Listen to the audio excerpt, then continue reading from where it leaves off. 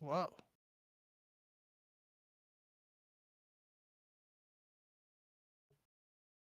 Wow.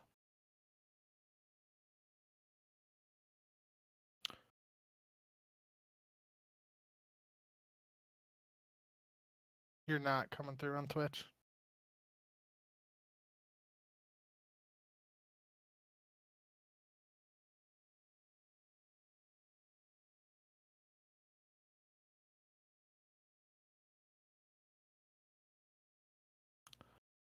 Talk a little bit.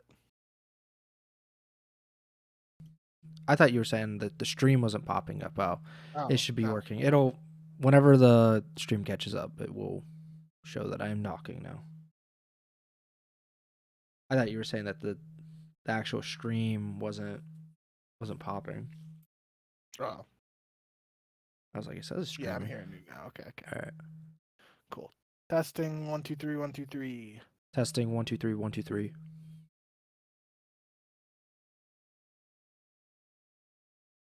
Good. On Twitch.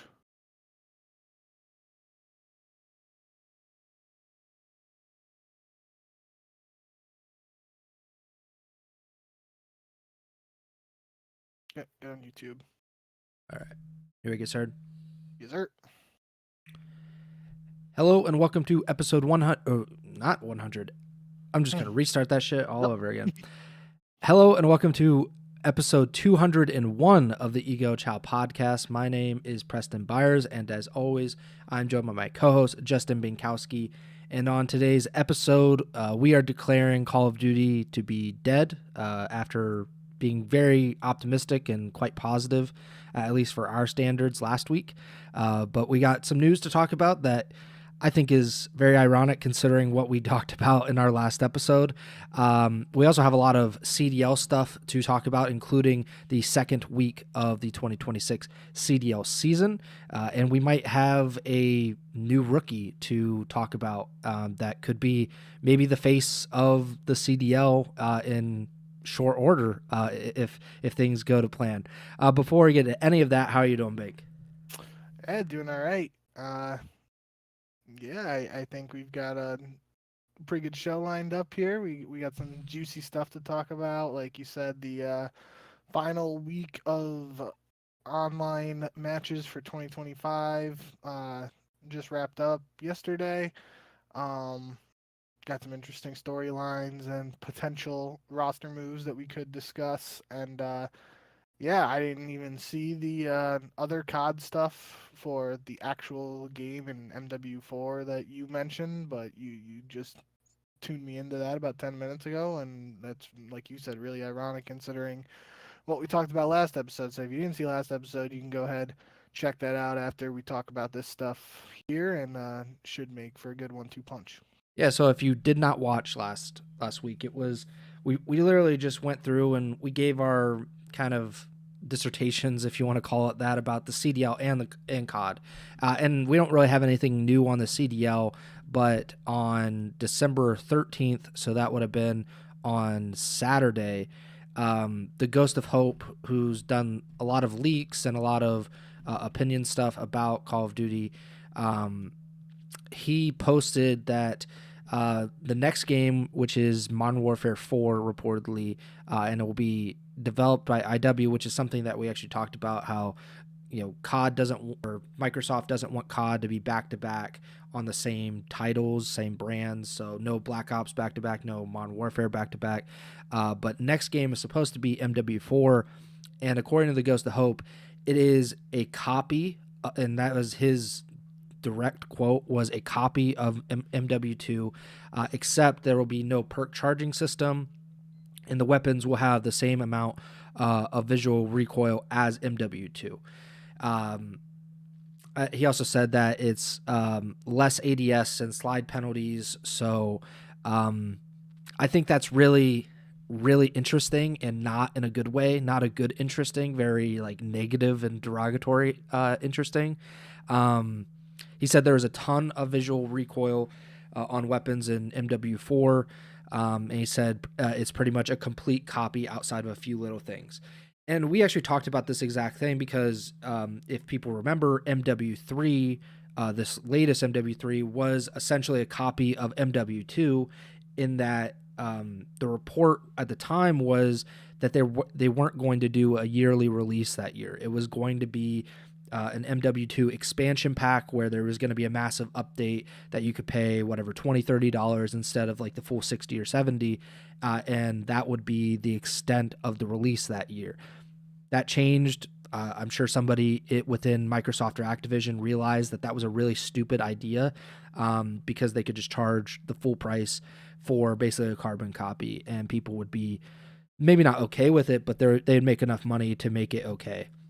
And that kind of seems to be what's going on here, even though it's been years. Like, there have been a few Black Ops games in between this, so it's not like a back-to-back where you could kind of understand that there's a lot of development that's going on with this current game, and then we have one next year, and that just makes it very difficult. There have been multiple games in between this now, and it feels like this is a really cheap shortcut, and Yep. I think it's going to backfire pretty badly, because that game is not like Black Ops 2 or like a COD 4, like one of these legendary games where people are like, I love it, just give me more of that.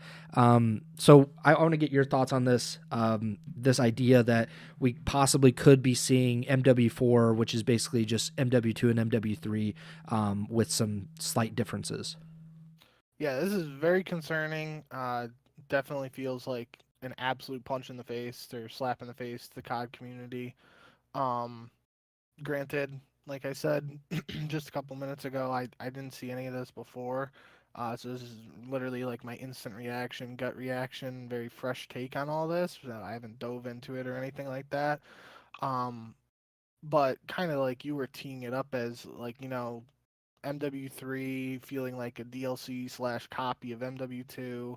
That was the year after it. This year with Black Ops 7 potentially feeling a similar way to Black Ops 6 the year before makes a little sense. When there's a gap between this alleged reported of whatever copy of an MW2 game that it's not even the previous title, and they're just, and like you said, it's not even a COD game that's very highly regarded in the community or anything like that.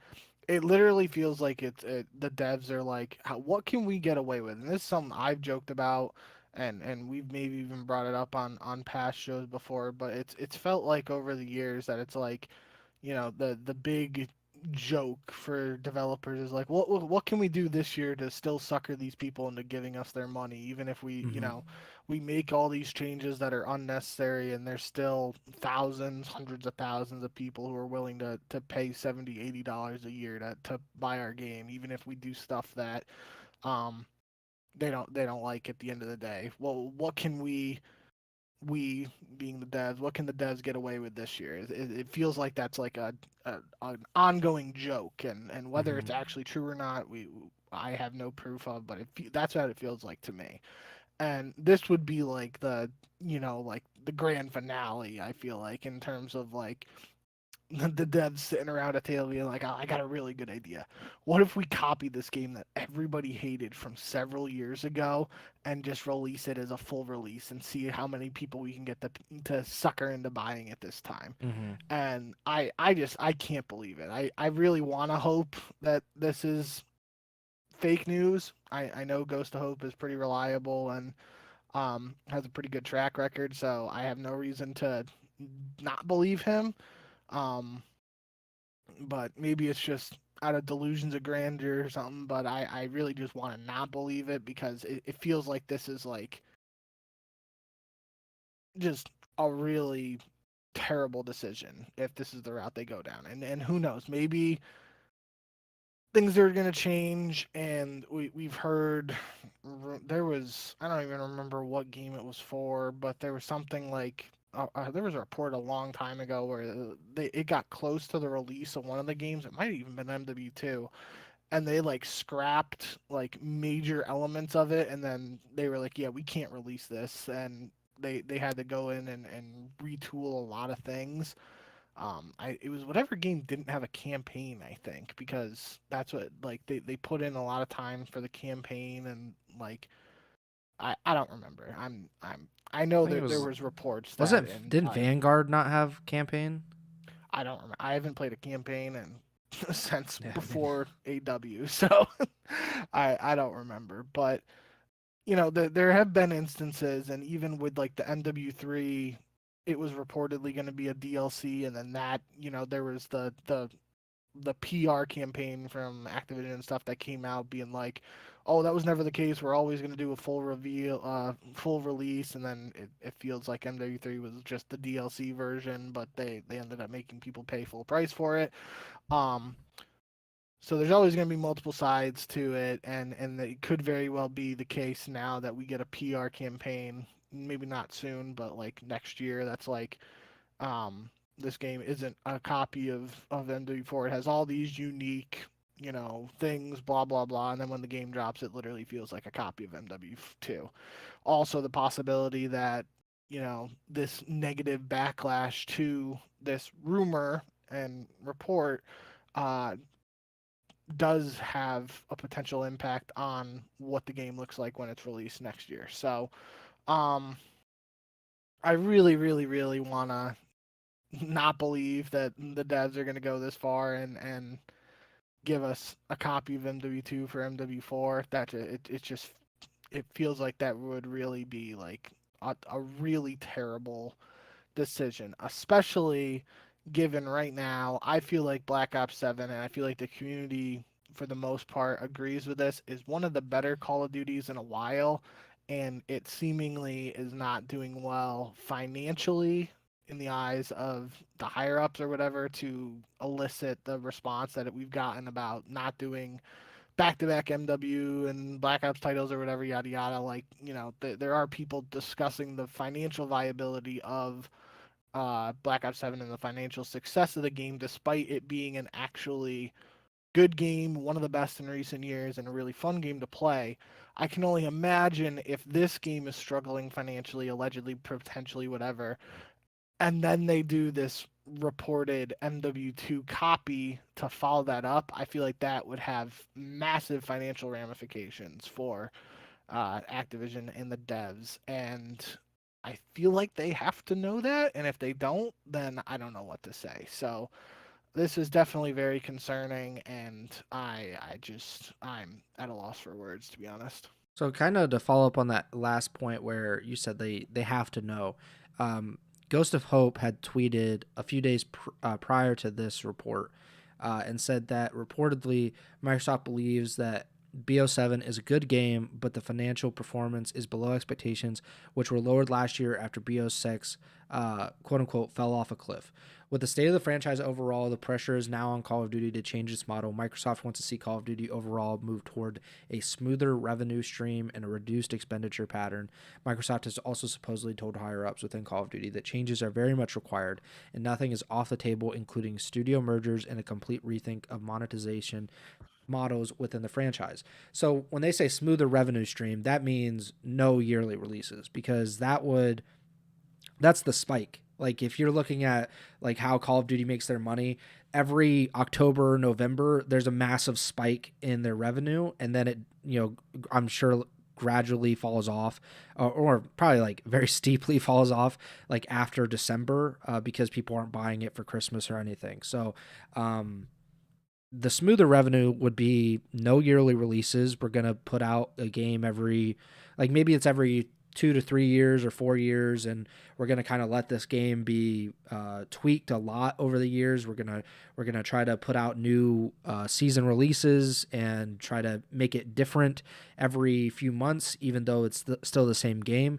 which again, we talked about that. Like, that's not a bad idea, and it would definitely change how competitive competitive COD works, because right now we've been on the yearly model since the beginning of competitive gaming, really. So I'd be interested in that, but the studio mergers should have people kind of perking their ears up a little bit. I mean, it would make the most sense if Sledgehammer went to Sledgehammer and IW merged, because Sledgehammer and Treyarch are the better developers, and IW has been really bad for a really long time, and they need as much help as they can get. I don't believe that Treyarch and IW would ever come together because those are like the two well-known, most like established studios. So, yeah, it's kind of a weird thing to think about, but I think it's not great. Like, I don't really know. Like we talked about it last week, and we were not super pessimistic about it. But we've talked for years about how, especially for us as people that are more focused on the competitive side of COD than they are about COD itself, that the way that we see it moving forward is that you make a competitive game or a game that could be kind of tweaked into a very good esport, and then people will just play that game. I don't really understand why there's so much pushback about that, and why they feel like they need to cater to like the lowest common denominator. When if you look at Fortnite is a really, really difficult game. Like that game is pretty much impossible for casual players, and yet it became the biggest game in the world for at least a time period. I know like there's like a skill gap, but that's kind of what Call of Duty that's how every esport wants is like, yes, it can be nice for the people that just kind of show up on the weekends and they play with their friends from high school or whatever. Like that's cool. But then there's a kind of a skill gap that just you can go up and up and up and up and up. And then, in Fortnite, those guys are insane. Like if I played a pro player, I would be like, I don't want to play this game anymore. And that's kind of what Call of Duty should be looking to do. And I don't know, it seems like a really stupid thing that they're doing with this MW4 stuff.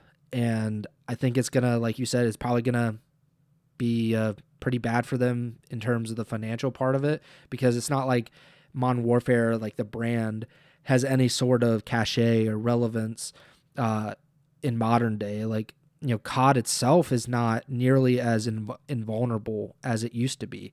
Even though every time there's a COD killer, whether it be X Defiant or Battlefield or what was that, 1944, that World War II game, every game that's ever come out, like I just don't think that that's a COD killer. The COD killers are the Fortnites and the CSGOs and the League of Legends. It's the other great games that have just been able to stick together, and they might not be like super COD competitive.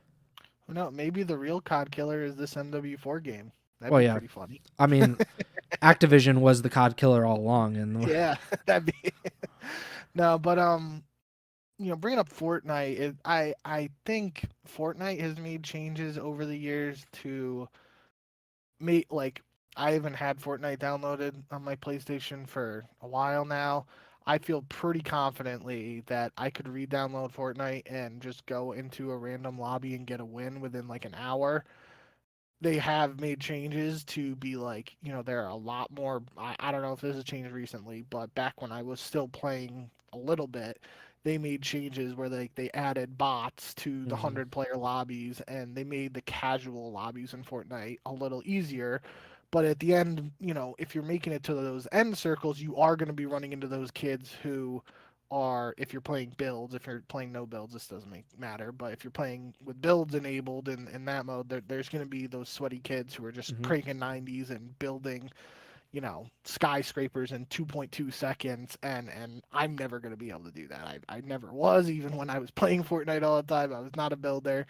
And that's the interesting element to me of Fortnite, and thinking of it from a competitive aspect. That's where the difference comes between someone casually just going into a game and getting a win versus somebody who's absolutely just dominating kids and uh you know able to do that stuff that takes it to the next level. And in COD, there really isn't something like that. Like, even when we look at the best players in the CDL, we all say, like, when new guys are picked up and stuff, that a lot of people can shoot straight and shoot really well, but it's like the timings and the knowledge of spawns, especially for respawn, obviously, and stuff like that. That's where the skill gap comes in more, as opposed to, like, there's no building mechanic or COD or something that, I guess this year it'll be like the movement with the wall bounce and stuff. Whoever is able to find the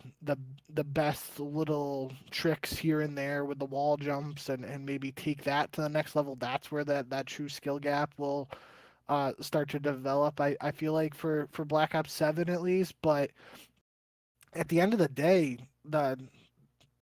we've said it before, the devs are not like making decisions in terms of competitive. So they don't, frankly, it feels like they don't give a shit about like this like skill gap or whatever we're talking about. They are targeting these people who, like I was saying, for Fortnite, just hop on, try to get a win with their friends from high school. The people who, for Call of Duty, are hopping in a TDM on Nuketown for an hour with some of their friends and shooting the shit. Like that's who they're going after. And it's not until those people are starting to get frustrated is potentially we're going to see some like drastic changes, I feel like. And I feel like if we're going down this reported route of MW4 being a copy of MW2, that might be the first like real shot to those more casual players, because I really don't know if there's anybody who really truly liked that MW2 game besides maybe the people who were winning tournaments for the CDL and making hundreds of thousands of dollars. Maybe they're like able to stomach it a little bit. But from a casual perspective, I don't even remember playing that many pubs in that game, but there wasn't zombies, so I don't even really remember what I was doing for that. I mean, maybe I was still playing GBs at that point, but yeah, I mean, this is just I don't know where I'm going now. I'm really flustered over this.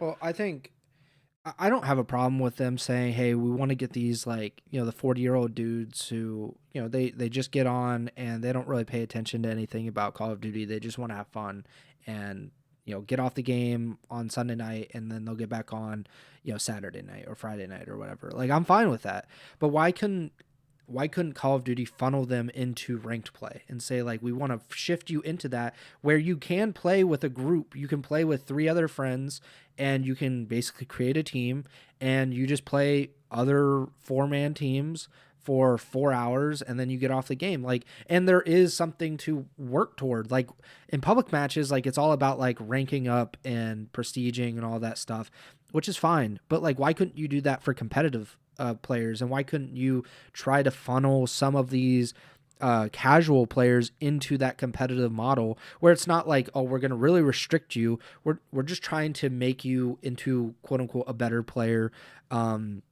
We're trying to give you a better experience, a more competitive experience, and you can play against people your own skill level, because if you're really, really bad, the lack of skill-based matchmaking is not going to really matter at all, because you're still going to get absolutely shit on by most of the people playing the game. So I just think this is the best way forward. And just to elaborate on what I was saying about like Call of Duty doesn't really have that kind of like cultural relevance anymore. Like there is certainly, it's just going to be a part of like American culture, is like people know what Call of Duty is, people know what trick shotting is, people know certain players that are very famous from Call of Duty, like a Scump or a Nade Shot, like sure. But if you look at Twitch right now, and granted it's 3:30 on a Monday, it's there's no holiday or anything, but between Warzone and Black Ops 7, there are 42,000 people watching Call of Duty right now on Twitch. That would be behind 17 other games, I believe, or 15 other games. Valorant, Escape from Tarkov, Counter-Strike, World of Warcraft, Fortnite, etc., etc. Like, that's kind of crazy, is it not? That, like, Warzone used to be kind of the biggest thing in the world for a bit, and that doesn't really have the relevance that it used to. The regular Call of Duty game definitely does not, if you look back even, like, 5 years ago. So what are you going to do? What are you going to change? What are you going to do better? And they just said last week or 2 weeks ago that they were going to innovate, and it wasn't going to be incremental, and that it was going to be meaningful innovation. What the fuck are you innovating if you copy the game that you made like 5 years ago? Like, what is the logic in that? Like, what are you going to do that is going to be any sort of innovation if you are just taking a game that would, like, you're basically taking Modern Warfare 3 and copying that, because Modern Warfare 3 was a copy of Modern Warfare 2. So hopefully you're not going back to the thing that you were supposed to be improving on, and then you're like, actually, we didn't improve on it with MW3, so we're going to go back to MW2. Like, what the hell are they doing? And there's no sense in it. We can only hope that they figure something out and they're able to kind of salvage what is supposed to come next November or whatever, October, November. But this is kind of late in the process. They've had years to do this, and to say that, you know, they're going to be able to turn around in less than 9 or 10 months and make some kind of good game out of it, I just don't believe them even in the slightest. And I wouldn't believe them if they said that MW4 is completely different from MW2 and MW3, because MW 2019 sucked, MW2 sucked, MW3 sucked. Like, what are we talking about? They all suck. And like, IW sucks. They've sucked for a long time. Their last like good game was like the real MW3, and people hated that game at the time too. So like there's not a lot of people that are going to be standing up and, you know, beating the drum of IW, and they don't deserve it. And I think they're going to prove exactly why everyone was right in October, November of 2026. So maybe we'll do a state of the Call of Duty, next year around this time, and maybe we'll have different opinions. I don't know. Maybe they'll salvage it, but it seems quite unlikely. Let's move on to the CDL stuff though, because we do have a few CDL plus Challenger stuff. This is like the third or fourth straight week that we've talked about Challengers, which is, I don't know, something in the water, I guess. As far as the CDL though, Blackheart is going to be back for the third week of the CDL, which will be in 4 or 5 weeks from now, after the break. But of course, Blackheart had been removed, not only from competitive, but just from the game overall, because of some game-breaking bug that not everyone could not play it just because of that, which was very, very unusual. But the CDL tweeted on December 12th that due to the timing of Blackheart being re-added to the map pool, it will not be used for CDL or Challengers competitions this weekend, which was this past weekend. But the map will return to competitive play starting with Week 3 qualifiers and Challengers Cup 3. So that's really good news. What do you think about all of this, considering we did say that there was a chance if it was going to come back, it would probably be sometime in this break? Yeah, I think this, at the end of the day, makes the most sense. And honestly, it's going to feel like, for, especially you and me, like some of the Challengers teams and the pro teams did scrim it before this whole issue popped up and whatever. So it's not going to feel like that for them, but for viewers who haven't seen the map or people who haven't played the map or whatever, it's going to basically feel like after the Christmas break, a new map has been added to the map pool. And that's what happened last year with Hacienda. It was added after the holiday break last year and was immediately one of the best competitive maps in Black Ops 6. I'm not saying that for Blackheart is potentially going to be, and it's only for Hardpoint right now, that it could, but it'll be, a bit of a breath of fresh air in terms of having a new experience for some of the viewers and people who haven't gotten to play or watch competitive on that map yet. So yeah, I think that's the biggest thing. Players will get a couple weeks now to test out whatever the big changes were or anything like that on the map since it was removed and re-added. And we'll go from there, because we did already get confirmation before that none of the new maps added with Season 1 were going to be added before Major 1 anyway. So this will just basically be like a little bonus getting this map back when we do. Yeah, I'm more just interested to see what kind of maps come in after Major 1, Yeah. if any. Definitely. But it's great to at least have 5 hardpoint maps. That's kind of the key here, especially for the Major. Just, I think it would be interesting, and we talked about like the effect of having one less hardpoint map in the rotation for some of these teams. Granted, it only happened for like a week, so we didn't really get like a huge sample size of for this, but yeah, it would probably change quite a bit, I think, if we had gone through the rest of the qualifiers and even into the Major with only 4 hardpoint maps. As far as Challengers goes, the Huntsman defeated Telluride Bush. Obviously, that's TJ's team. I think it's pretty interesting. Obviously, I think Renegade is on that team, if I'm not mistaken. Yep. And people are pretty excited for him. He's a Halo pro that's come over and trying his hand at challengers. But the North American Cup champions were Fellows team, Omit Brooklyn. So that's Nate, Fellow, Brack, and Alluka. So Omit Brooklyn won 4-2 against Falcons Academy White, against RC's King of Bodhi, Paul X, and Priesta. So 4 former CDL pros. In the grand finals, again, Omit Brooklyn wins 4-2. In the 6 maps, Alluka had 114 kills, which was the most on his team, third most in the lobby behind Priesta, who had dropped 121, which is like, what's going on there? And then King of Bodhi, which he had 116. And I only saw a little bit, like I was telling you in the pre-show, I only saw a little bit of the Alluka hype. I guess you're like fully in the tank for Alluka. So what's the deal around him? The excitement seems to be kind of quite severe for this guy. I mean, this really just came out of nowhere, it feels like, but yeah, I'm pretty sure for the first cup that Fellows team was playing with Eric Boom, and then they decided to replace Eric Boom with this Alluka kid.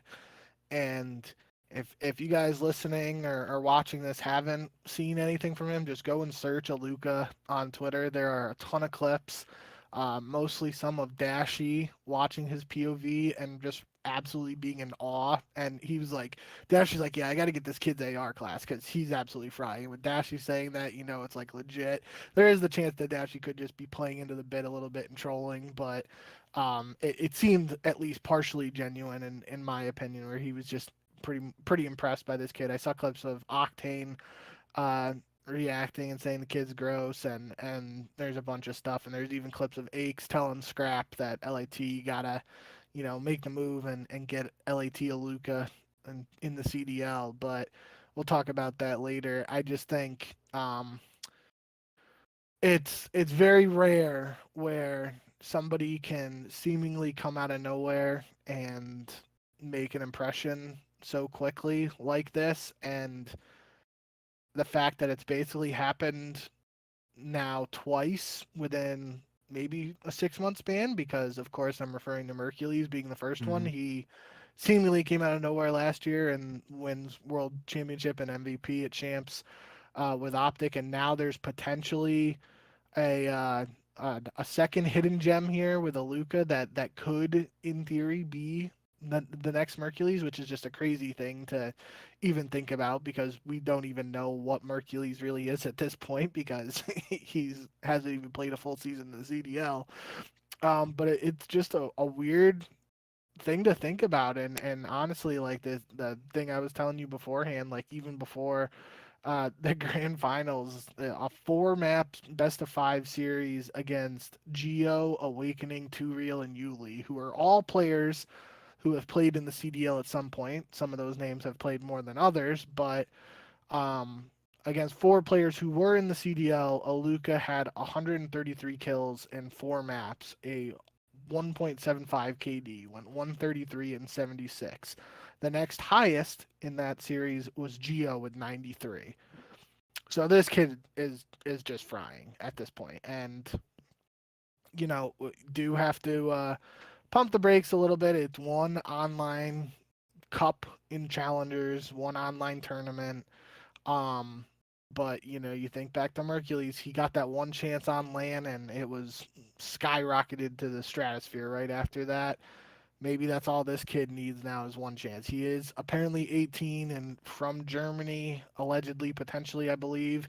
So it could be some language barriers. The clips I saw, he seemed to be speaking like mostly fine English. It clearly wasn't his first language, in my opinion, but I mean, it was understandable to me, and I have a problem with European accents and having a tough time understanding some if they're very thick accents. So, this is just a very exciting. Even if nothing comes of this, I am now all in on Alluka and very interested to see where he takes things from here. Yeah, so he was kind of reposting a lot of like his in CDL Intel, was tweeting about him, how he had like 41 kills in that. I think it was the winners finals against Real and Geo and Awakening and Yuli. So he had 41 kills, 5,000 damage in that match or in that map. He had another 40 kills, 46 kills in the same series against the same team. That series he had a 1.75 KD. Like that's just kind of ridiculous. Like how many times is that actually going to happen? Even in a challengers level, like those are former pros, and his team has everybody in that lobby except Alluka and Nate, who apparently is also 18. Those are the only non-former pros in that lobby, and he's dropping 1.75 KD. So, I mean, we just talked about it not that long ago that like every few years we get like this young like 18, 19-year-old guy who's just born to play Call of Duty, and we got it with Mercules.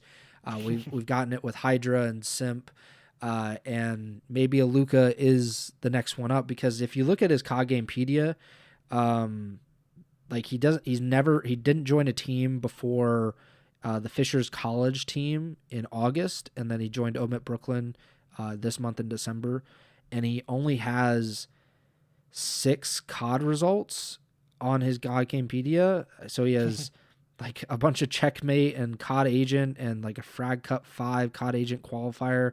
And then his first Challengers event was the North America Cup, the first one last weekend. He played with Phantoms, a former CDL pro as well. And then this week they win with Brackfellow and Nate. So, I mean, that's like a pretty historic rise.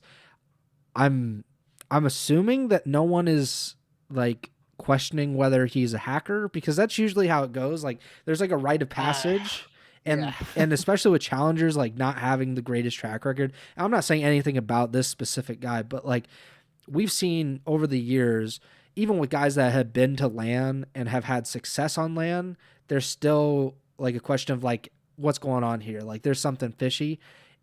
I'm surprised to see nobody say that about him just based on how great of a weekend he had. So I'm not gonna lie. When I was seeing the clips, I was like looking to see if anyone was saying it, and I didn't really see anything. But it was a thought that crossed my mind. Was like, are people gonna start accusing this kid of hacking? And I really haven't seen it. That is interesting.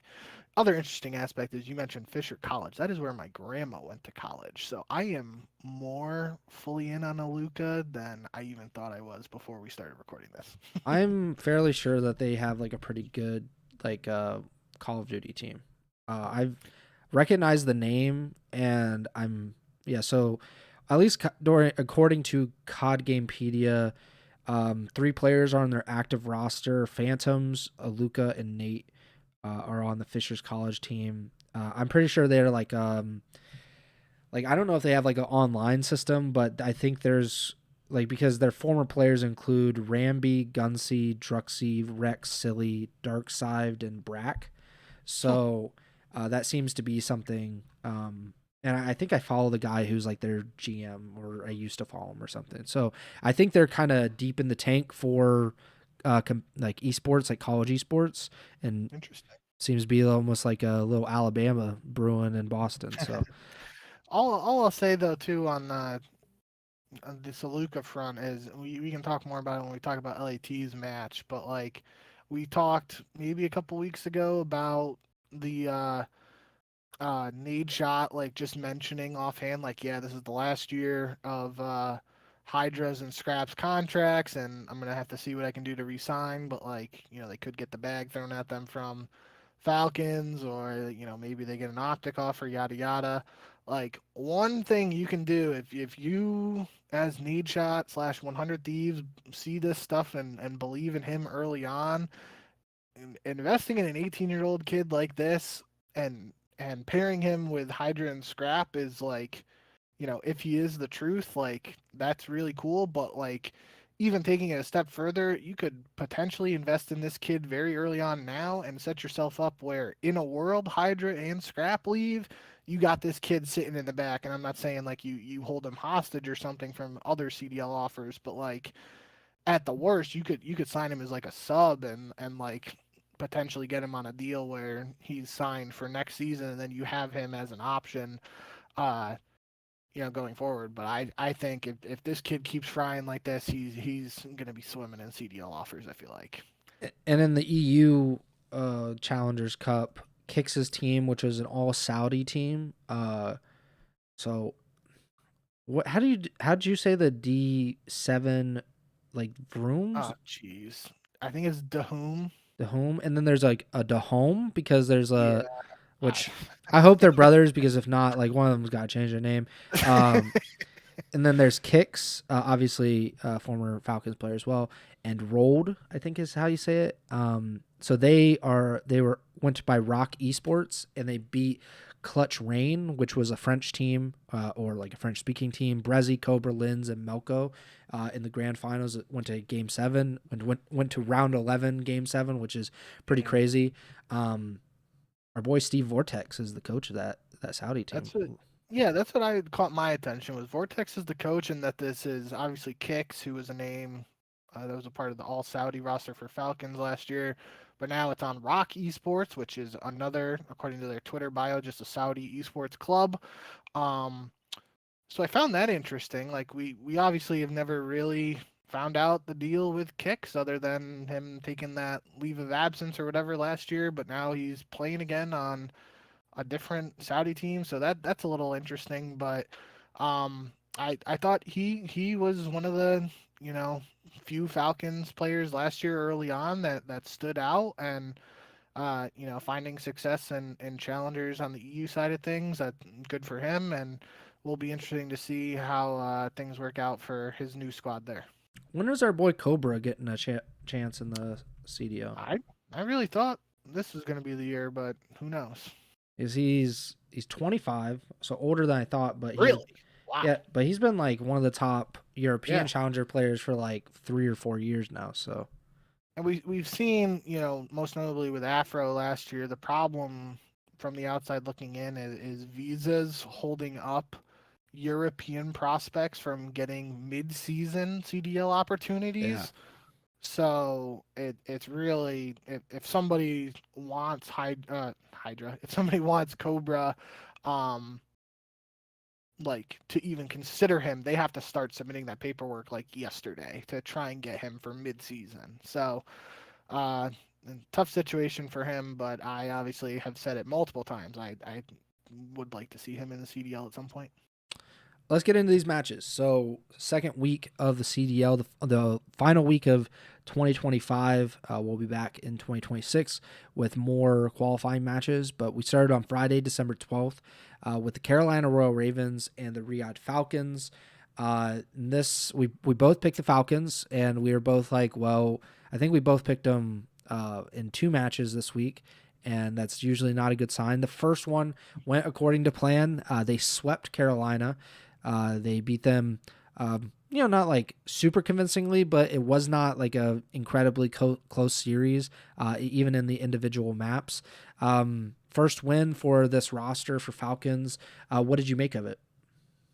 Yeah, I thought especially map 1 on Colossus, we saw this a little bit.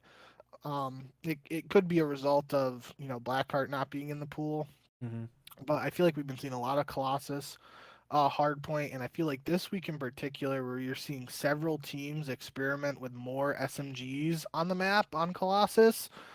It definitely is one of the smaller maps, so it makes sense to me. But I think I went on this tangent last year with LAG and Priesta, and when I was ranting and raving about them playing Skyline more because it got Priesta on a third SMG, and it felt like that was allowing. That was when it was still Skies, Linz, Priesta, and I did I say Skies? I meant Kismet, Linz, Priesta on SMGs with Skies. And playing on a smaller map seemed to work more for that team because it allowed them to have more SMGs. I feel like that could be a recipe for success for Falcons because that's something I've talked about with that Kismet pickup as their 4th. We have seen Kismet over the years, what he can do with an SMG. Putting him on an AR just doesn't feel right to me. Yes, I believe he can do it at times, but like him Oh, excuse me, him being the bulldog, running around, setting up Pred. That was how I envisioned this things working for this Falcons roster, and a map like Colossus could, in theory, allow Pred, Exnid, and Kismet to all be on an SMG and just run around causing havoc, and Celium holding stuff down with an AR. So that seems like that could be something we'll keep an eye on with this Falcons team if they want to keep continuing to play Colossus. There were even points I think Celium was using an SMG on this map too, because I saw some comments about that. Um, so yeah, I think especially for that first map, if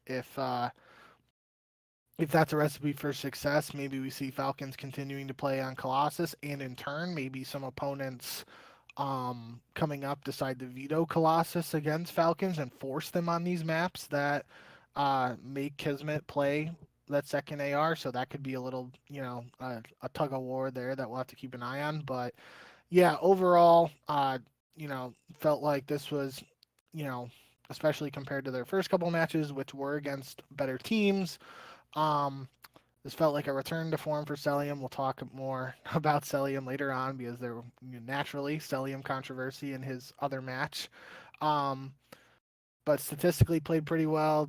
Falcons guys all positive, Carolina guys all negative. Just tough start for Carolina. Not much else to say, but we felt like this was a must-win match very early on for Falcons, and they got a 3-0, so good for them. Next match, G2 Minnesota versus the Boston Breach. And what do you know? Minnesota going to Game 5 once again. They get reverse swept in this series by Boston. They win Colossus Hardpoint, what you were just talking about, 250 to 247. They win Map 1. They dominate Raid S&D 6-1. And then they lose Scar Overload, Scar Hardpoint, and Den Search and Destroy 6-3, which was also Minnesota's first S&D loss, if I'm not mistaken. Or no, not. Did they beat Optic in S&D? No, they won the map 1. So they won the two S&Ds in their first series against Cloud9. They win the first S&D of this series, and then they lose Game 5 to Boston, which my Breach boys, look at them. They're rocking and rolling. We'll get to their second match, which maybe not rocking and rolling as hard, but any, I guess, concern about Minnesota here? I think we both think, like, for both of these teams, this is a winnable match for either of them. Yes. And this could be a really key match when it gets down to the winner's bracket and who might be in the loser's bracket. So overall thoughts on Boston's 3-2 win here? Very surprised. I definitely, especially the way it started, banger first one map into a convincing search and destroy win. I thought this was done and dusted. If not a 3-0, maybe a 3-1 from G2. And then, new season, same old Minnesota with their game 5s and reverse sweeps. And, last year it was Minnesota forcing the game 5s, but then losing 3-2. But there's another 3-2 loss, just in a different way. I really don't know what to say. It just doesn't make a ton of sense that, especially after the first two maps, um, that G2 weren't able to close it out. But hey, credit to Boston, they were resilient. Snoopy, in particular, played really well. Maps 3 and 5 was a big catalyst for them pulling off this reverse sweep, and Nasty played pretty well the last two maps as well. So yeah, just overall, this is, maybe this is more of a testament to that, like, middle of the pack, or like, the 5 through 8 spots, or maybe even like the 7 through 8 spots in the standings. Like, maybe this is an indicator that that's going to be more of a closely contested, hard fought battle in the standings throughout the year, which I'm all for. I like when, what we've had in years past where, there are those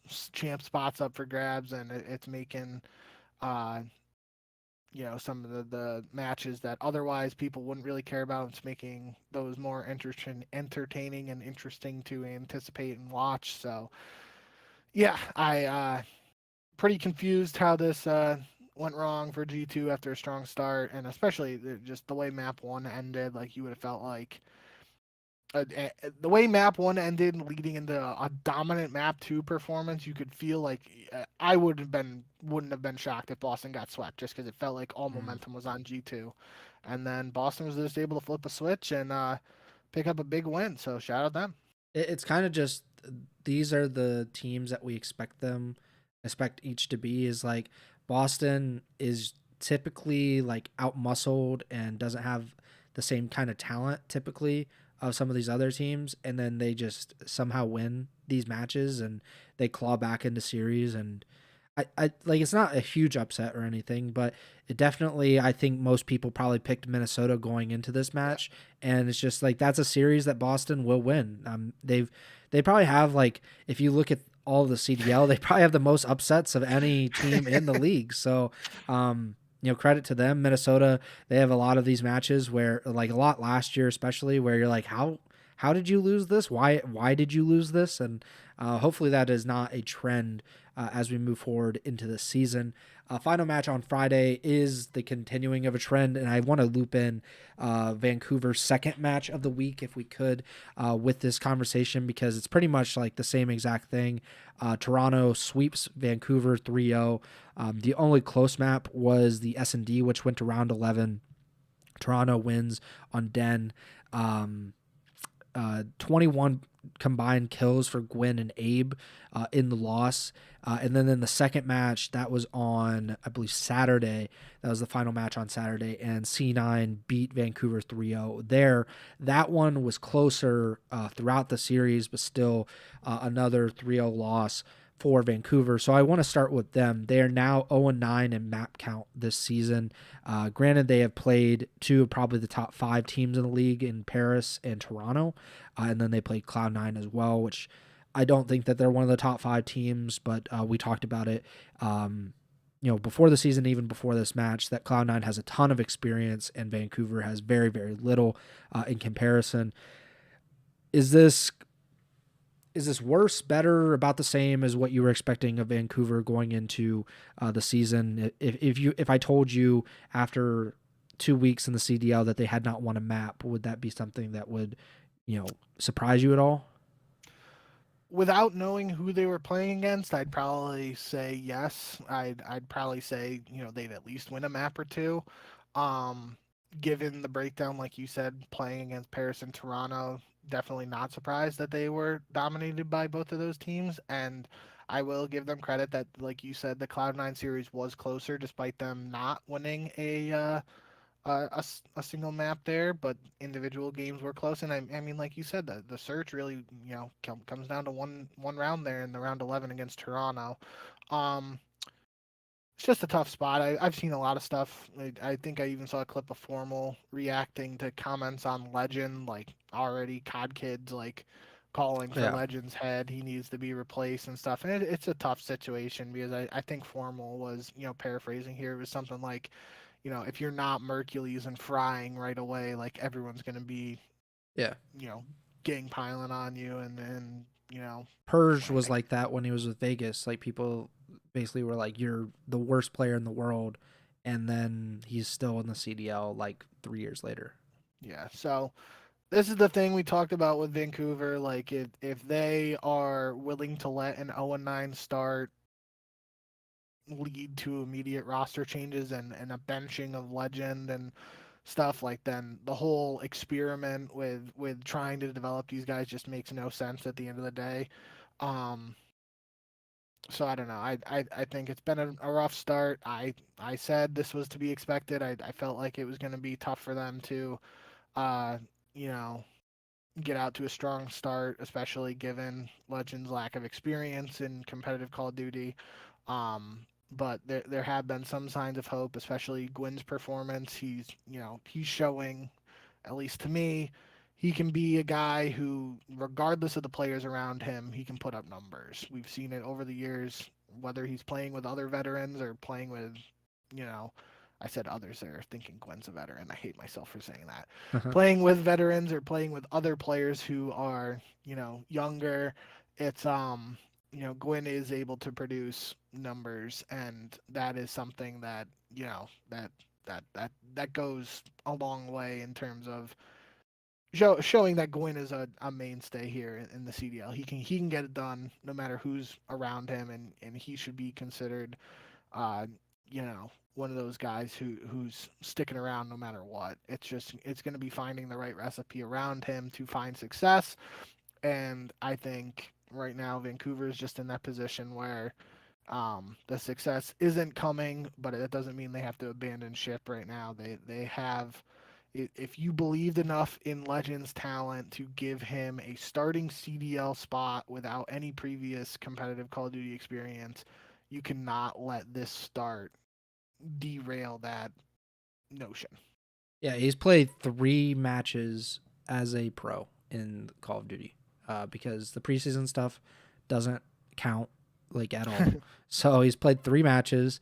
I'm sure many pros, or like really successful pros, if you look at their first 3 pro matches, it was probably did not go well for many of them. Shotzi, first match on Dallas Empire against Chicago Huntsman. Yeah, and Shotzi was like much more hyped up. Like he is, I mean, he ended up winning MVP of that season, but like the start was not great, and people definitely let him know about that, especially because they were playing, real Optic. But Legend right now, he ranks 48th out of 48th in terms of KD in the CDL. He has a .72. Lunars, which he's in his second year, he has the 4th worst KD with .85. And if you look at, this is all according to Breaking Point, shout out to them. And if you look at their Slayer rating on Breaking Point, Gwyn has the number 1 overall Slayer rating, which is like hardpoint kills per 10 minutes, S&D kills per round, and control kills per 10 minutes.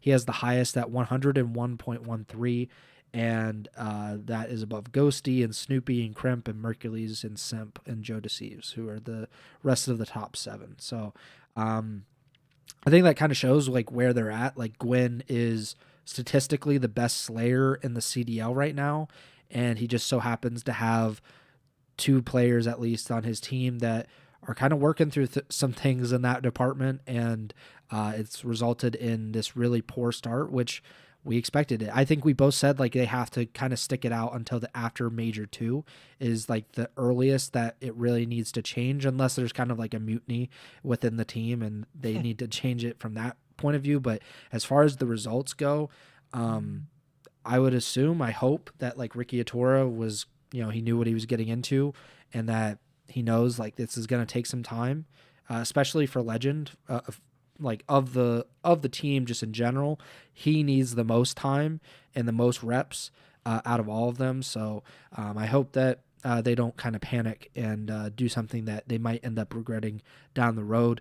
Saturday, December 13th, you want to talk about some regret. I think one team should have quite a bit of regret, and that is Nadeshot's Los Angeles Thieves. And I say Nadeshot because I personally blame him for our boy Dan Ghosty being on the Paris Gentlemates. And I don't blame him for that because, I'm rocking with the Gentlemates right now, but he should blame himself. He should tweet that tweet that he sent out last year, but he should do it about himself. Like, how could I be so stupid? I need to get back into the game. I need to not get off of my calls, my financial calls for the next 4 weeks until we can get this team back in order.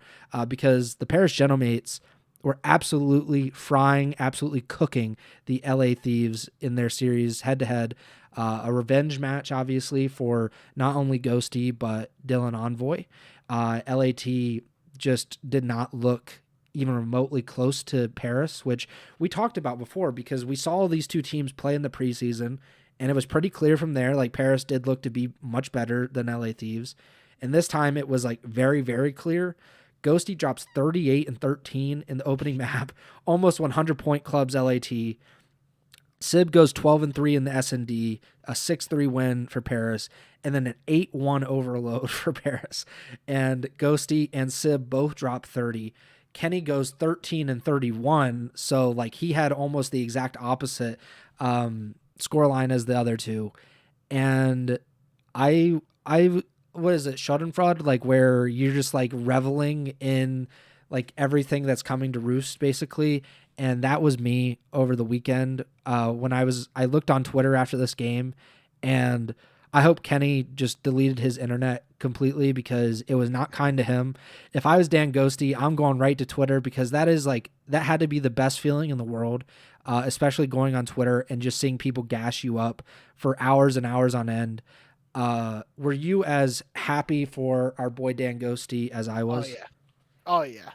That had to feel real good. And I think I put it in the tweet when I tweeted out our links uh for this episode of the podcast, and I put it in the notes too. Like, it's got to be at least a discussion. I don't know, we can dive into a little bit here, or maybe we can save it for when we got the month break coming up, and we can dive into it more. But at least posing the question of, is dropping Ghosty just a roster move that LAT is going to regret, or is it like one of the worst roster moves for the franchise? And they've made a lot of moves over the years, Yeah. so might be worth more of a deep dive. But at the end of the day, Ghosty is definitely making his former teammates in Hydra and Scrap at least reconsider. Like, they got to be thinking like, damn, what were you thinking? Like, letting this guy go. Um, it definitely at the end of the day could work out in LAT's favor if they go on to have a really successful year and win champs, win a couple majors, whatever the case may be. Then we'll look back on some of these early matches and be like, oh, it didn't really matter at the end of the day.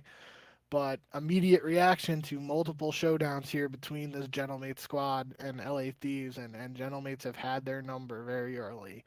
Um, so it's going to have to translate to continued success, and especially for someone like Neptune, who wasn't able to get that championship last year despite making multiple finals. Like, they are going to have to win a championship for it to really mean something, whether it's against LAT or not. Like, if go, I bet Ghosty would even say it. Like, beating LAT in regular season matches is cool, but he would probably much rather win multiple championships, whether it's against LAT or not.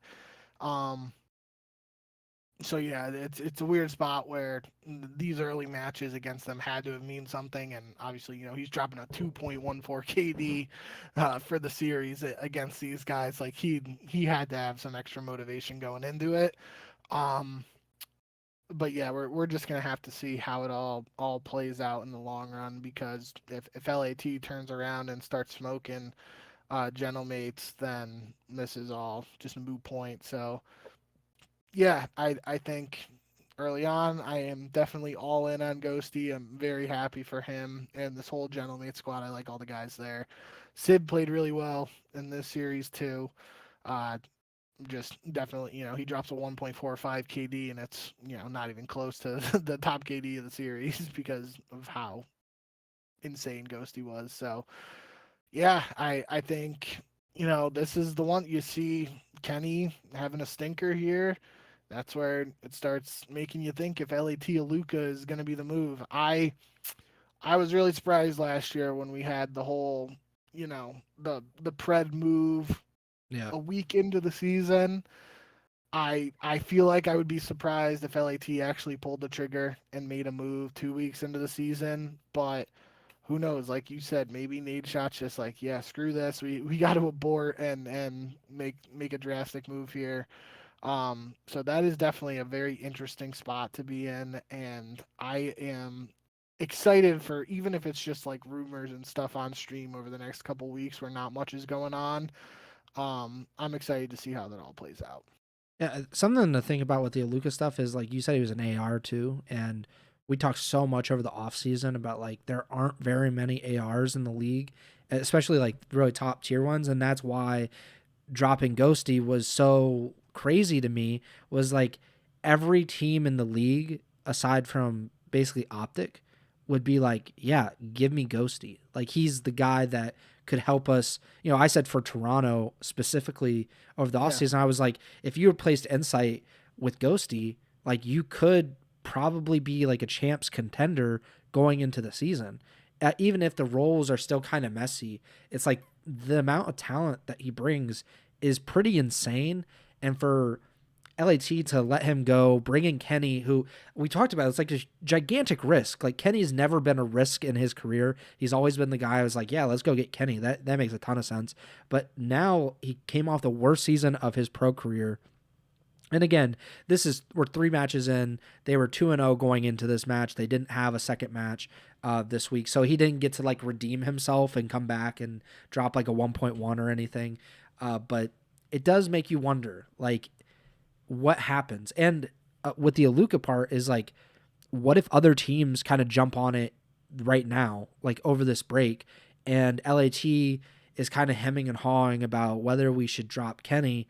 And by the time that they come to a decision and maybe they say like, yeah, we probably should, he's not there anymore. Like what if Alluka goes to, let's say, a Toronto, just for example, or any other team that really wants him, and now LAT's kind of stuck where they are with their roster. And I think that's probably what's going to happen, to be quite honest. And that's why I wasn't as high on LAT coming into the year, as probably a team with this much talent and this much success has. I just didn't think that they would be that kind of team. But they'll have a chance to prove it after the break. I do wonder if Nadeshot's like a weird guy. So like just lingering, like that was the last like Call of Duty moment that he's had, or a CDL moment. And I think that just being like, maybe we should do something over this break. I think that might be an option. Next up, we had Optic versus Miami, which was a really exciting match. Obviously, we've been talking about Miami a lot and like how they would look, because Trakes looked kind of wishy-washy or hot and cold, if you want to put it like that, in his first week as a CDL pro. And I would say there was more of that again in this week, especially in this opening map. He only drops 15 kills, but it didn't really matter because Ring Core and Super both go for 30. They beat Optic. Optic wins S&D, which is pretty interesting. And then they went Overload. Miami ends up winning both hard points in a series, which does not happen against Optic very often. But they win 250 to 249, as close as you can get it. And then they force a game 5 where Optic wins. So I would love to see the stats on the last time that Optic has won both S&Ds and lost both hard points in a series. Like that does not seem like a common occurrence for any iteration of Optic. But regardless, Optic wins this. They improve to 3-0 on the year, and Miami loses another match. What did you think of quite a back and forth series between two teams that I personally believe are, among the top 5? Yeah, the biggest takeaway for me was obviously that, if Miami was able to hang with Optic, that they are definitely improving in their practice. Like, this was a team after the first week, it was only one match, but we were saying, like, it seemed pretty clear in their first showing that they were still trying to get to come to grips with how to play with Trakes and, just being a new team and all that stuff. But if you're able to go toe to toe with a team like Optic here after limited practice beforehand, like obviously whatever they were doing leading up to this match paid off in terms of getting those hard point wins. And that's something we've talked about historically, like, when new teams are formed and stuff, they are practicing hard point more, and that could lead to some struggles in S&D. But given the success of Miami and S&D last year, it just feels weird to me that Optic was able to pull off the Neslo here. But hats off to them. Merc has absolutely just been frying in Search and Destroy this year. Went 10-6 map 2, 12-5 in the map 5 on raid again. So maybe raid is Merc's home. And we made the joke about him being young and not playing it before, so not gonna waste time doing that again. But yeah, this was a pretty banger of a series, especially given the circumstances for Miami heading into it. Definitely one where I don't think many people were expecting Miami to win a map, let alone both hard points. Map 4 definitely was a winnable map for Optic, and it probably shouldn't have went Miami's way, but credit to them. They made a really impressive comeback. So yeah, I think Miami is in a good spot, all things considered, heading in. to their break, that they did end up playing another map, so we'll match. Yeah. So we'll talk more about them. But this was definitely one where I was like, yeah, good for Miami. They're in a good spot, even if Trakes individually isn't putting up superstar numbers or anything like that.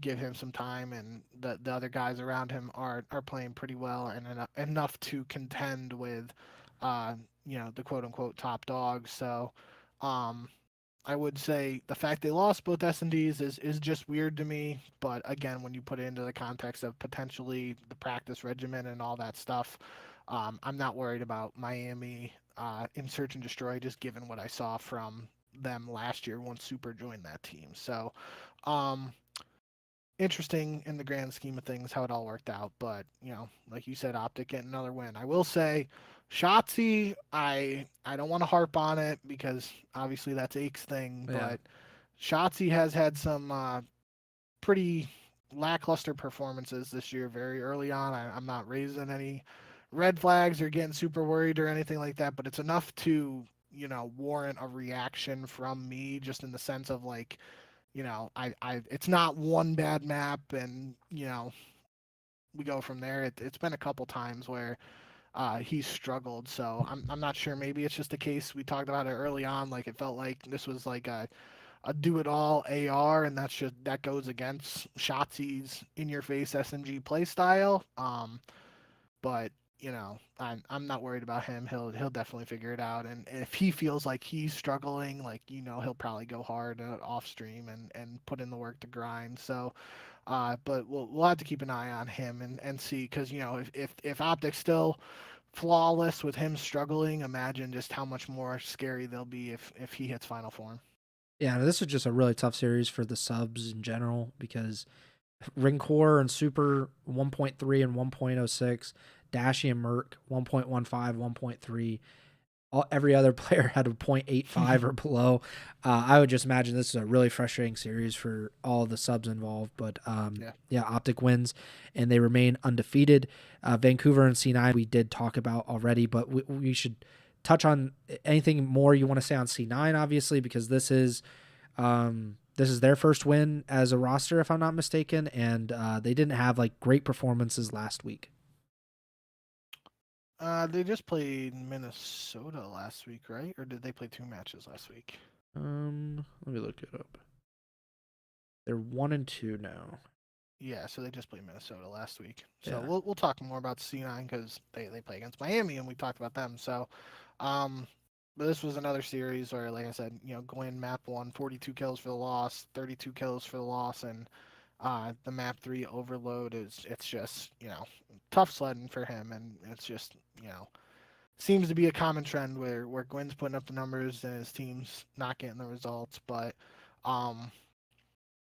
if Vancouver was going to pull off a win early on, I think this is a winnable match. But this was the case I made very early on, where I feel like if Vancouver can improve, they can be a team that is better than C9. But early on, I expected C9 to be better, just because of some of the names on that team, and like expecting them to find some success early on, and whether they will be able to sustain that is going to be the question for the C9 squad.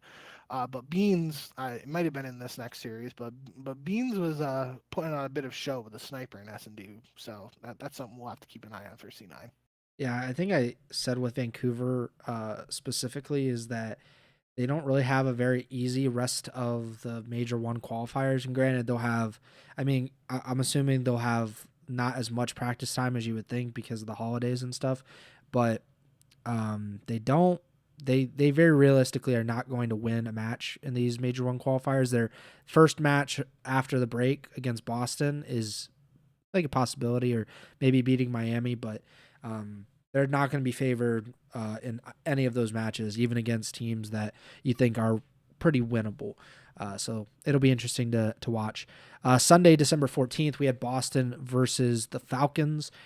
You said a winnable series a moment ago. This was a very winnable series for Boston. They kind of let the second hard point just slip away, and it was really interesting series. it did make us correct in our prediction that Falcons would go 2-0 this week. And I think if they had gone 0-2, we're having a much, much different conversation about this team, like as like an existential thing. But now that they went 2-0, how much relief is there, or how much more confidence do you have in the Falcons moving forward? I just think this showed they aren't a top 4 team, but they aren't a bottom 4 team, because they struggled in week 1 against the quote-unquote top teams, and they were able to pick up wins against other teams not in the top. So they're a middle of the pack team, and I think I think a lot of people, for whatever reason, in the early season power rankings and stuff, had them like 7th or lower, like at most. I think I saw them at 7th for a lot of people, or at best.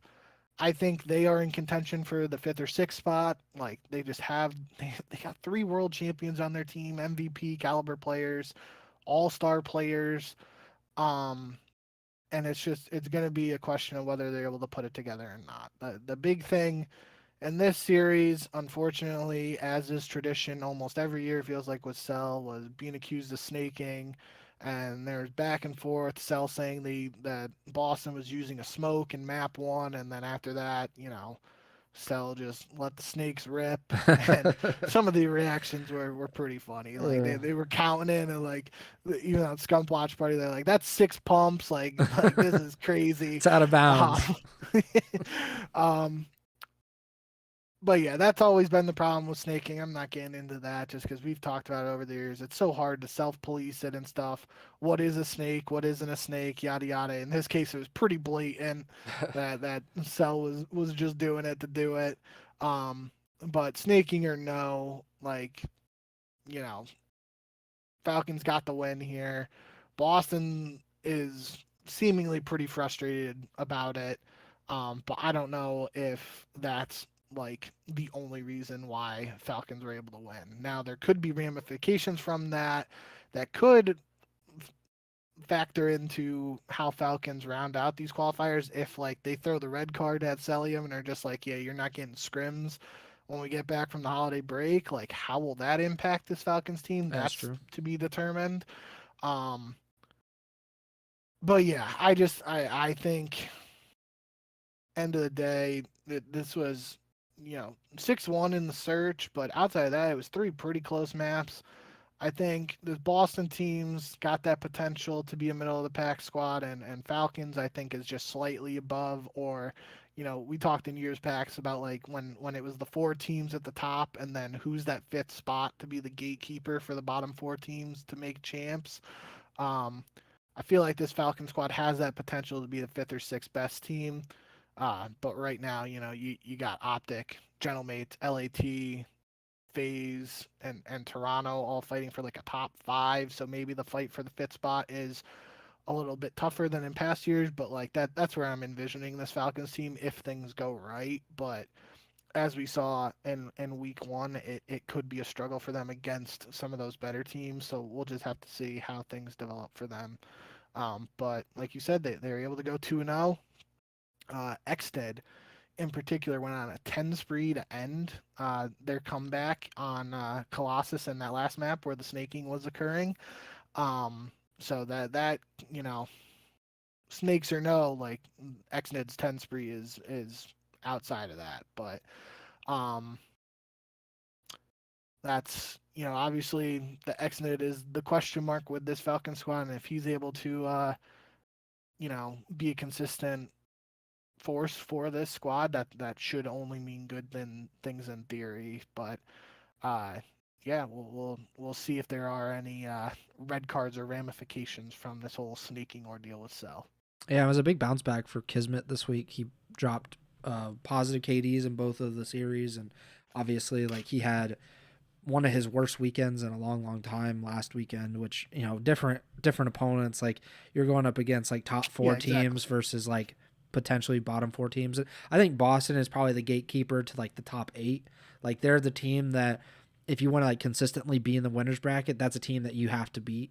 Where Falcons is probably like the gatekeeper to like the top 6. Like if you want to try to get into the LAT conversation, you're definitely going to have to beat Falcons to get there. But interesting match. I think Boston probably does have I don't know how much the snaking in general makes it, but I mean, this is a really close series. It was 4-3 in overload, goes to overtime, 17-point hard point win in the second hard point and in the first, but Falcons wins the second hard point after the comeback. So and if Boston had won, they would go into the break 3-0, which would be pretty amazing for them. They would definitely be feeling pretty good going into the big break.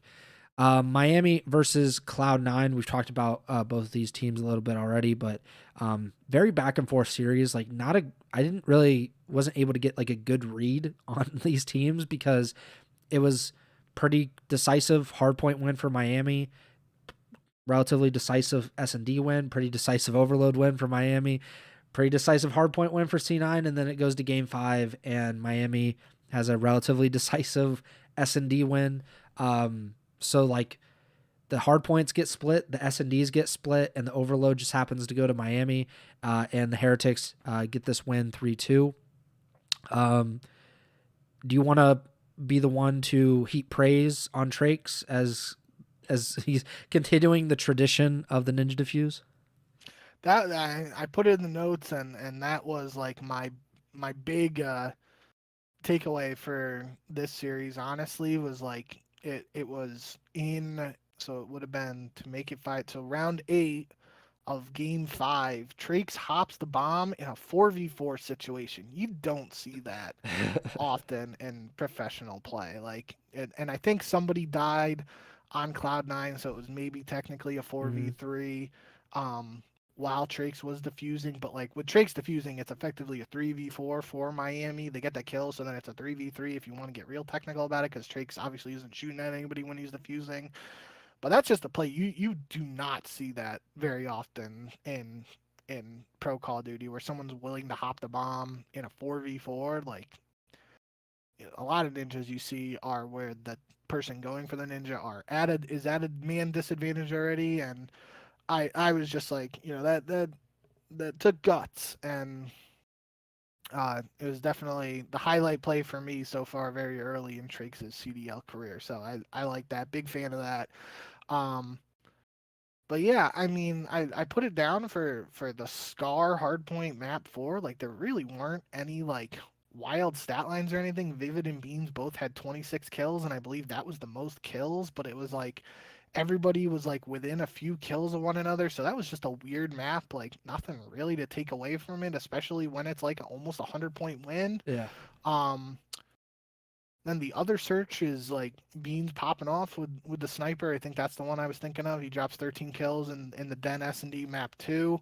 Rencor goes 32-17 in the map 1, which map 1 was kind of weird too, because Cloud9 was up over 30 points.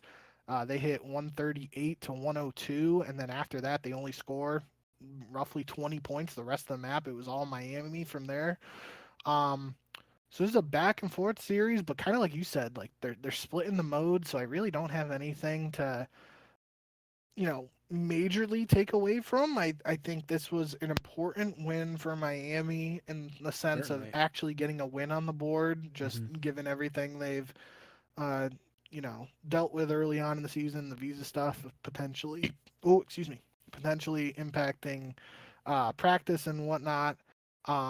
So just the fact they're able to get a dub here probably means a lot to those Miami guys. Sets them up going into the break, and I expect Miami to be a strong team now. Going forward the rest of the way. The more work they put in, they should be able to figure things out. But this, for Cloud9, it's one of those. I picked them for the pick'em just because I thought they were going to be one of those teams that has a stronger than expected start, but obviously here just not able to get the dub. But there were some things to take away, especially like I said, Beans with the sniper. The fact that they're splitting modes here, it's not like we a Carolina in the past where we're looking at them to only win searches or whatever the case may be. So yeah, I think maybe it's not all doom and gloom for Cloud9, but it's just not a case they're going to get the job done here. Yeah, Miami's like you said, like they did really kind of need a win here to like go 0-3 before the break, which wouldn't be ideal. And this is like certainly the most winnable of the matches that they played so far, because they played Toronto, which is winnable, and Optic was very winnable, but like those are teams that you can see like, okay, like I can understand how they would beat Miami. With Cloud9, it's like you kind of need to beat a team like this to at least set yourself up for the winners bracket. Like after that, like who knows? But you certainly don't want to be 0-3 and go on this month-long break and then come back and have to win maybe 3 matches to 3 of like 4 matches to get in. So, but yeah, they are 4-2 in hardpoint. So they're 4-0 between Den and Exposure, and then they're 0-2 on Scar hardpoint. S&D, they're 2-4. They're 2-1 on Scar, and then 0-2 on Den, 0-1 on Raid, and then they're 1-2 in Overload. So, interesting. I don't really know what to make of it, obviously, but Trake's had his best performance of his career so far. Especially at hardpoint, he's been really struggling, but he was playing Toronto and Optic in hardpoint, which is not ideal to get your CDL career started. But he looked pretty good in parts of this series, and they pick up the win here. And then we finish out the second week of the CDL season with a match between the aforementioned Toronto Koi and Vegas FaZe. So we both picked FaZe, but I was pretty excited about this match because Toronto is a weird team where I don't really believe in them to that degree. But FaZe is also a team that I'm not sure what to believe with them because they're not the FaZe that I'm used to and that I can just rely on. But this was a really back and forth series, like super crazy results if you look at it. Like the hard points, one's a 250, 231 hard point, and then FaZe absolutely crushes Toronto. They 100 point club them. They hadn't even won a hard point to that point in the season, and then they 250 to 72 against Toronto. 2 S&D wins for FaZe, Overload win for Koi. What are your takeaways from this kind of match where I don't know like really what to make of it? Yeah, I mean, especially you mentioned the 250 to 72 hardpoint win. That's is against the Toronto team we talked about last week. They went up 130 to something or 131 to 0 against Miami in map 1, their first series there. So it's not like Toronto is a pushover in hardpoint or anything like No. that. Um I really am not too sure what to think about this either because it's not a case where like FaZe wins the series by winning 2 S&Ds, yes, but they weren't like dominant search performances. It's a 6-5 and a 6-4. Um, so it's not like I can say like I can rely on FaZe in search. Like yes, they played well in the searches, well enough to get uh the win here, and they're 4-1 in search on the year. So clearly that's like a FaZe thing we've seen with past iterations. But it's not like maybe it's just the case where like these FaZe and Toronto are closer than other people were considering. Like maybe that's the big takeaway here. It's just you see a 5 map series where the only map that wasn't close is the map 4, like a 19-point hardpoint map 1, round 11 search, 1 point win in the overload, and a 6-4 in the game 5. That maybe that's just the best takeaway here is that FaZe and Toronto are very close, and we could be set up for some really good battles between these two teams throughout the year. I thought one interesting thing.